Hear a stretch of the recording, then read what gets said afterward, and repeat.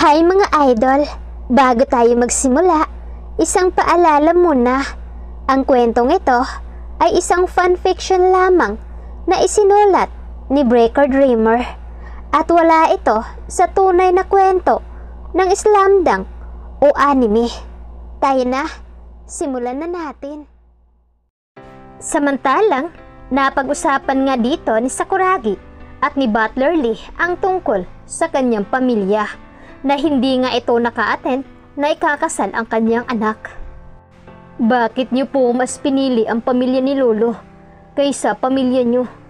Hindi po ba parang ang sakit nun sa part ng iyong asawa? Saad ni Sakuragi, tumango si Lee sa sinabi ni Sakuragi. Oho, pero no mga panahong iyon, kailangan ako ni Don Fermin dahil umalis noon ang inyong ama, kasama si Ma'am Carmen. Nung araw din mismo na iyon, namatay si Doña Margarita na lula nyo, kaya hindi ko maiwan ang lolo mo. Kwento nito kay Sakuragi. Pero, hindi nyo po ba ipinaliwanag sa anak nyo or asawa nyo ang nangyari? Tanong muli ni Sakuragi kay Butler Lee. Ginawa ko na ho iyon. Ilang beses ko pong pinapaintindi sa kanya.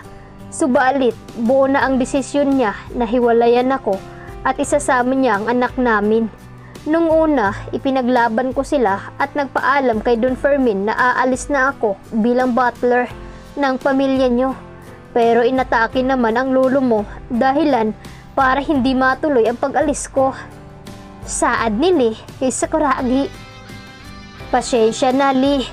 Kung imbis na buo pa ang pamilya na meron ka, ngayon, wala ka na mauuwian dahil sa pamilya namin. Salamat sa pagiging tapat na tagapagpangalaga ni Lolo.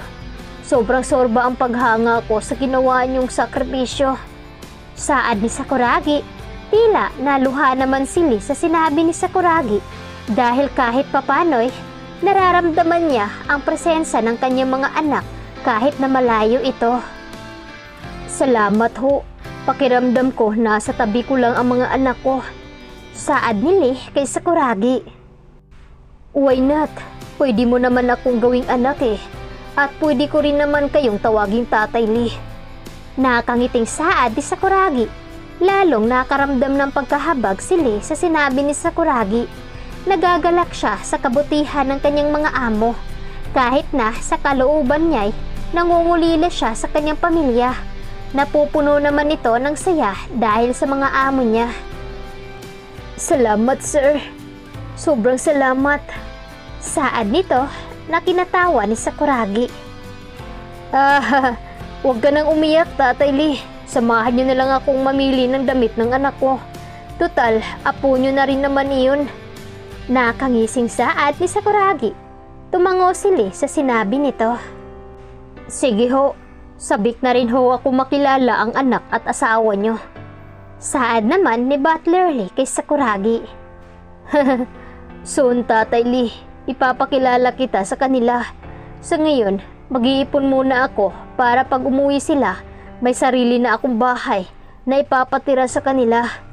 Mataas ang pangarap ko, pero willing akong abutin iyon para sa anak ko. Malaking ngiti ang iginawad ni Sakuragi nang sabihin iyon sa harapan ni Lee. Sobrang natutuwa siya kay Sakuragi dahil napaka-positibo nito kumpara nung unang makilala niya ito. Hindi makausap at mapatawa dahil sa pagiging seryoso. Pero ngayon, unti-unti na niyang nakikita ang pagbabago nito at pagiging mature nito bilang isang individual. Samantalang, nang makapag-park si Butler Lee mula sa underground parking ng mall na pinuntahan nila, agad din silang pumasok at dumiretso sa clothing area ng pang-baby. Halos lahat ng mga namimili doon ay nasa tamang edad na at mag-asawa pa o magkasintahan. Tanging si Sakuragi lamang ang mas bata sa kanila na nasa loob. Bagamat pinagtitinginan siya ng mga tao, hindi iyon maging alintana kay Sakuragi.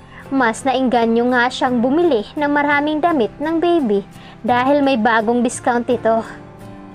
Sir, sa tingin niyo ho, lalaki ba ang magiging anak niyo o babae? Tanong ni Lee kay Sakuragi. Hindi ko rin ho alam, Tatay Lee. Pero kahit ano pa man ang kasarian ng magiging anak ko, ay ikakatuwa ko ng gusto. Ganito po pala sa pakiramdam, iyong saya, kapag alam mong makikita po ang sarili mo sa bibi mo. Nakangiting saad ni Sakuragi. Tuwang-tuwa naman, pinagmamasdan ni Butler Lee ang kanyang amo na mukhang proud na proud. Nangingislap din ang mga mata nito habang namimili ng mga damit pambabae. Masaya ako para sa inyo, sir. At totoo po, sobrang saya sa pakiramdam na may makikita kang kamukha mo. Mas lalo na ho kung halo ang mukha nyo at nagkasintahan nyo sa anak nyo. Nakangiting sabi ni Butler Lee kay Sakuragi. Lalo po tuloy akong nananabik na makita sila. Sana nasa maayos silang kalagayan. Wala akong magawa sa ngayon dahil nagsisimula pa lang ako magtrabaho para sa kanila. Saad naman ni Sakuragi kay Butler Lee. Huwag na kayong mag-isip pa ng kung ano, sir. Pasasaan pa't makikita nyo rin ang mag-ina nyo. Manalangin lamang kayo palagi sa Diyos at malay nyo, makita nyo sila bukas o sa susunod na taon. Saad ni Butler Lee upang mapagaan ang nararamdaman ni Sakuragi. Salamat po. Tipid na tugon ni Sakuragi kay Butler Lee. Samantalang, habang busy sa paglalagay sa cart ng ilang damit na pinili niya, may naglakas loob na lumapit sa kanila na babae. Base sa nakarehistro sa kanyang mukha, nakukuryos ito sa ginagawa ni Sakuragi sa loob ng store na iyon. Excuse me, okay lang ba kung maistorbo kayo? Polite na tanong ng babae. Napatigil si Sakuragi sa paghalungkat ng damit at tiningnan ng babae. Bakit po? Tanong ni Sakuragi sa babae. Kanina ko pa kasi kayo napapansin na namimili ng mga damit na pang baby. I'm just wondering if bakit kumukuha ka ng mga pambatang damit. Napatingin si Sakuragi kay Butler Lee. Napakibit balikat naman ito bago tiningnan ng babae. Masama po ba ang ginagawa ko sa paningin nyo? Walang tahas ang pagtatanong ni Sakuragi sa babae. Kahit kasi hindi itanong ni Sakuragi kung ano ba ang dahilan nito sa pagtatanong sa kanya. Nasisense niya naman ang intensyon nito. No, I'm just curious. Masyado ka pa kasing bata para mamili ng damit ng pang baby. I'm sorry. Anas ng babae, umiling naman si Sakuragi bago kinuha ang ilang damit na nakuha niya na kanina pa. Yes, may anak na ako sa edad kong ito. At hindi ko iyon itinatago sa ibang taong magtatanong sa akin ng tungkol dyan. Pero kahit na bata ako sa paningin nyo, buong buo ang paniniwala ko na wala sa edad ang pagiging batang ama. Isipin nyo man na napakababaw ng pag-iisip ko ngayon. As long as ginagawa ko ang pagiging tatay sa anak ko, it doesn't matter to me now kahit na maliitin ako ng mga tao. Hindi ko tatakbuhan ang obligasyon ko bilang isang magulang dahil lang sa bata lang ako. Saad ni Sakuragi na nakapagpatulala sa babae, namula rin ang buong mukha nito na maramdaman nito ng pagkapahiya. No, I'm so sorry. Wala akong ibig sabihin sa mga naitanong ko. Na-curious lang talaga ako na may isang tulad mo na handang gawin ang lahat para sa anak niya. Marami lang talagang tao na kaidaran mo na mas piniling maging binata kaysa ang magpakaama. Naintindihan ni Sakuragi ang naging punto ng ginang sa kanya, kaya nginitian niya ito. Maraming salamat po. Pasensya na rin kung naging mahabang naging eksplanasyon ko sa tinanatanong nyo. Akala ko po kasi mamaliitin nyo ako dahil lang sa pagiging batang ama ko at sa ganitong katayuan na meron ako. Napakunot noo ang ginang sa malalim na ibig sabihin ni Sakuragi sa kanya.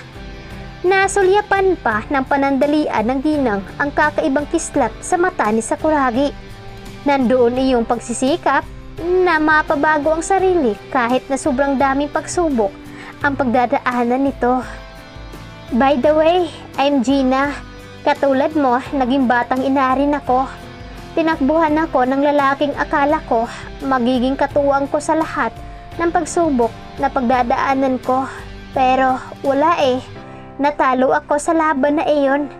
Iniwan niya ako at nagpagkalayo-layo siya para sa kalayaang gusto niya. Hindi mawari kung bakit biglang nakaramdam ng kalungkutan si Sakuragi sa kanyang buong pagkatao. Naisip niya bigla ang kalagayan ni Aki at sa pagbubuntis nito na wala siya sa tabi nito. Pakiramdam niya naging katulad din siya ng lalaki na ikinukwento ng ginang sa kanya ngayon. Napayuko siya at hindi makatingin sa babae. Ano nga kaya ang plano ni Sakuragi upang makasama niya muli si Aki at ang kanilang magiging anak? Kaya ito ang dapat nating aabangan mga fam sa susunod natin na episode. Maraming salamat. God bless.